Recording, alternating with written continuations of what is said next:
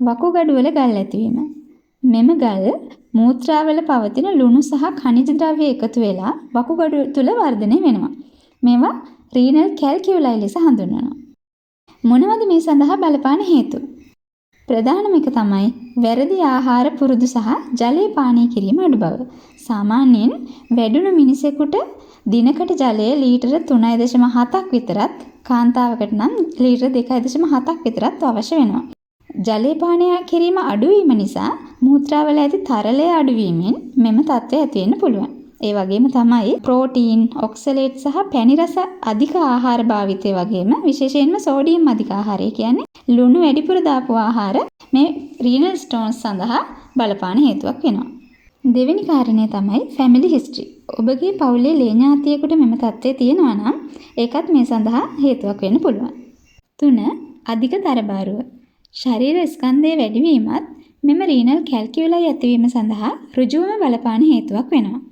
මේ නිසා අපි උසට සරිලන බරක් පවත්වා ගත යුතුයි. ඒ කියන්නේ ශරීර ස්කන්ධ දර්ශකය එහෙමත් නැත්නම් BMI එක සාමාන්‍ය අගයක පවත්වා ගත යුතුයි. BMI එක කියලා කියන්නේ අපේ බර කිලෝග්‍රෑම් වලින් බලලා උස මීටර වල වර්ගයෙන් බෙදුවා මේ අගය. මේ අගය 18.5 24.9 අතර පවතිනවා නම් ඒක සාමාන්‍යයි. 4. ඇතැම් සෞඛ්‍ය තත්ත්ව. නිතර ඇතිවෙන මූත්‍රා ආසාදන, හයිපර්පැරාතයිරොයිඩිසම්, ඩයරියා තත්ත්ව සහ ආමාශය සහ බඩවැල් ආශ්‍රිත රෝග තත්ත්ව නිසා අතුරු ප්‍රතිඵලයක් විදිහට මෙම රීනල් කැල්කියුලයි තත්ත්වය ඇති වෙන්න පුළුවන්. 5. ඇතැම් ඖෂධ වර්ග. විටමින් C, කැල්සියම් අඩංගු ඖෂධ වර්ග, ඉරු ආරාධ්‍ය සඳහා ලබා දෙන ඖෂධ සහ ડિප්‍රෙෂන් වැනි රෝග තත්ත්ව සඳහා ලබා දෙන ඖෂධත් නිතර භාවිතා කරන අයට මෙම රීනල් කැල්කියුලයි තත්ත්වය ඇතිවීමට අවදානමක් තියෙනවා. රීනල් කැල්කියුලයි තත්ත්වයේදී ඇතිවෙන රෝග ලක්ෂණ. මෙවැනි ඇතැම් රීනල් ස්ටෝන්ස් මූත්‍රා කිරීමත් සමගම ඉබේම පිට වෙලා යනවා. නමුත් ඇතැම් මේවා මූත්‍රා මාර්ගය තුල හිර වෙලා මූත්‍රා ගලා යාම අවහිර කරනවා. මෙහිදී වකුගඩු ඉදිමීමකට ලක් වෙන්න පුළුවන්. ඒ වගේම මූත්‍රා මාර්ගයේ අධික වේදනාවක් ඇති වෙනවා. මේක රෝගියාගෙන් පෙන්눔 කරන්නේ ඊන දෙපස සහ පිටුපස තියුණු වේදනාවක් ඇතිවෙමින්. මෙම වේදනාව යටිබඩ දෙසට පැතිරී යන්න පුළුවන්. ඒ වගේම මූත්‍රා කරනකොට බර්නින් පේන් එකක්, ඒ කියන්නේ දැවිල්ලක් වගේ වේදනාවක් ඇති වෙනවා.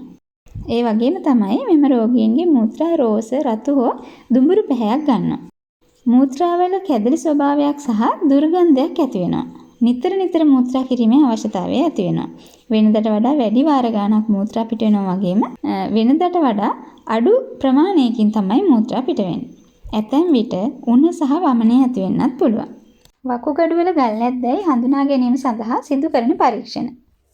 මූලිකවම මූත්‍රා පරීක්ෂණ මගින් මූත්‍රාවල රුධිර සෛල තියනවාද කියලා දැනගන්න පුළුවන්. ඊට අමතරව අල්ට්‍රාසවුන්ඩ් ස්කෑන් පරීක්ෂණ සහ CT ස්කෑන් පරීක්ෂණ මගිනුත් මේ ගල් පිහිටා ඇති ස්ථානය, ඒ වගේ ප්‍රමාණය වගේ ගොඩක් දේවල් අපිට හඳුනගන්න පුළුවන්. මෙම වකුගඩු ගල් වල විවිධ ප්‍රභේද තියෙනවා. මේවායින් බහුතරයක් මේවා කැල්සියම් ස්ටෝන්ස්. මේවා හැදෙන්නේ කැල්සියම් ඔක්සලේට් කියන රසායනික සංයෝගයෙන්.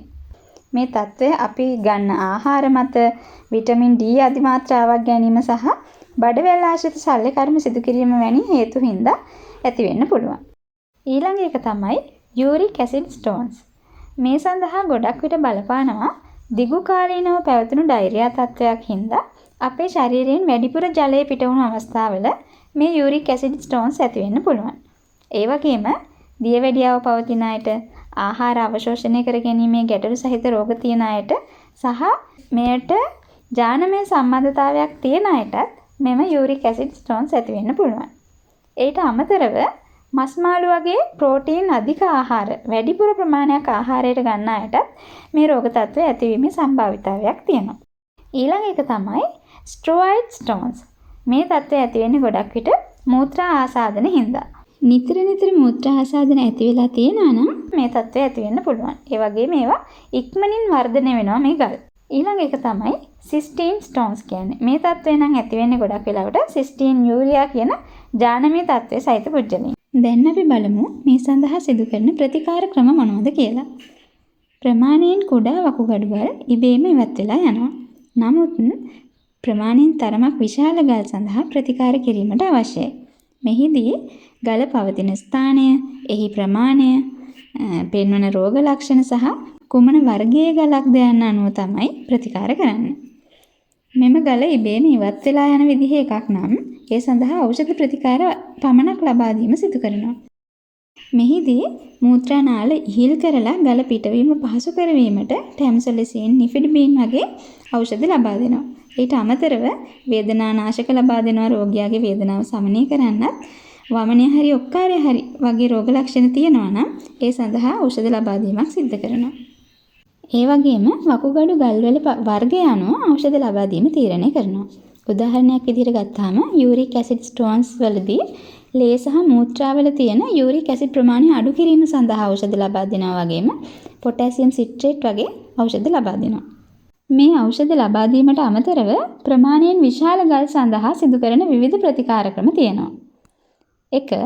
Extra කෝපෝරියල් shock wave lithotripsy. මෙය ගලෙහි ප්‍රමාණය සහ පිහිටන ස්ථානය මත තීරණය කරනවා. මෙහිදී ෂොක් වේව්ස් මගින් කියන්නේ කම්පන තරංග ලබා දීම මගින් ගල සියුම් කොටස් වලට කුඩු කරනවා. මෙහිදී රෝගියාට තරමක වේදනාවක් ඇති වෙන හින්දා වේදනානාශක ඖෂධ ලබා දෙනවා. මේ සඳහා විනාඩි 45ක් පැයක් වගේ කාලයක් ගත වෙනවා. 2. පර්කියුටේනියස් නෙෆ්‍රොලිතෝටොමි යන ශල්‍ය කර්මය. මෙහිදී කොන්ද පිටුපසින් හරි එහෙම නැත්නම් පැත්තකින් හරි සිදු කරන ඉතා කුඩා සිදුරක් මගින් කැමරාවක් සහ සියුම් උපකරණ ඇතුල් කරලා මෙම ගල් ඉවත් කිරීම කරනවා. මේ ශල්‍ය කර්මය සඳහා රෝගියා නිර්වින්දනයට ලක් කරනවා. යුරිටරල් ස්ටෙන්ට්.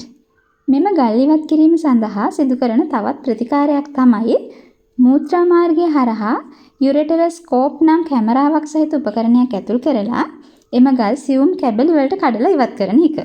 ඊට පස්සේ මෙම මූත්‍රා මාර්ගයේ ඉදිමීම අවම කරන්නත් ඉක්මනින් සුවවීම සඳහාත් මේ වගේ ස්ටෙන්ට් එකක් ඇතුල් කරනවා. මේක සාමාන්‍යයෙන් දින කිහිපයකට පස්සේ නැවත ඉවත් කරනවා. සමහර වෙලාවට මෙම නලය රෝගියා ස්ට්‍රේන් කරනකොට ඉබේම ඉවත් වෙලා යන අවස්ථාවක් තියෙනවා. මේ ප්‍රතිකාරය කරන්න සමහර වෙලාවට රෝගියා සම්පූර්ණයෙන්ම නිර්වින්දනයට ලක් කරනවා. එහෙම නැත්නම් ස්ථානීය වශයෙන් හිරිවැටීමක් සිදු කරනවා. පැරාතයිරොයිඩ් ග්ලෑන්ඩ් සර්ජරි. සමහර අයට මෙම මූත්‍රාගල් ඇතිවීමට හේතුව වෙන්නේ පැරාතයිරොයිඩ් ග්ලෑන්ඩ් එකේ අධික්‍රියාකාරීත්වයක් හින්දා කැල්සියම් ෆොස්ෆේට් ස්ටෝන්ස් හැදෙන එක. පැරාතයිරොයිඩ් ග්‍රන්ථියේ ඇතිවන ගැටිත හින්දාත් මේ තත්ත්වය ඇති වෙනවා. ඒ වගේ වෙලාවට එම ගැටිති ශල්‍ය කර්මයක් මගින් ඉවත් කිරීම මගින් මේ තත්ත්වය සුව වෙනවා. මේ සඳහා සුදුසු ආහාර.